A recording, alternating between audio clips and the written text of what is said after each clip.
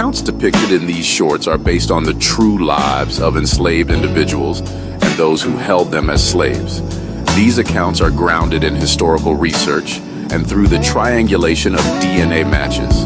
Characters were created using AI. While research continues for all families, these stories reflect the information available at this time.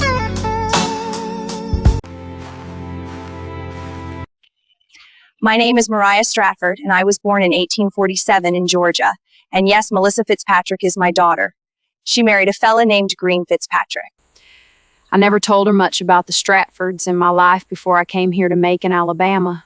I'm from South Carolina and Georgia, so let me take this time to fill you in on how we came to be here in Alabama.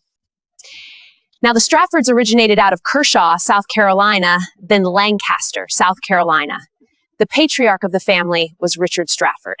He was born 1743 in England and died in Kershaw, South Carolina. His son George was born in 1778 in Kershaw, and he died in Lancaster.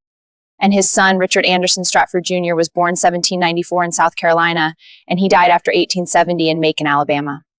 The rest of the Stratfords lived and died in South Carolina. Sarah Stratford married Benjamin Cook. Richard Stratford married Harriet Cook. Richard Stratford and Benjamin Cook both migrated from South Carolina and went to Alabama. Richard went to Macon, and Benjamin Cook went to Montgomery, so that's how the slaves of the Stratfords ended up here in Alabama. Now, Master George liked to take a walk down Slave Row, so he had a lot of mulatto, or what they like them yellow slaves. In 1850, folks say Master George had as many as 56 slaves, and when he died in 1856 in South Carolina, everybody was in a tizzy, both white folks and slaves.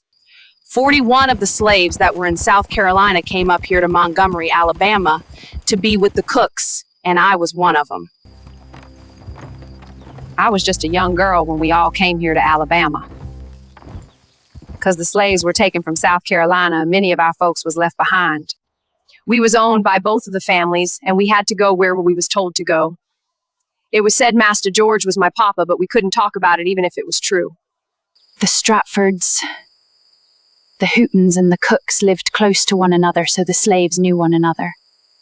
Because once you was here, you just got to live your life and pray for better, because between God and family, that's all colored folks could count on. Now, that's all I can tell you about the Stratfords. I'm going to let my mother-in-law, Agnes, tell you her life story.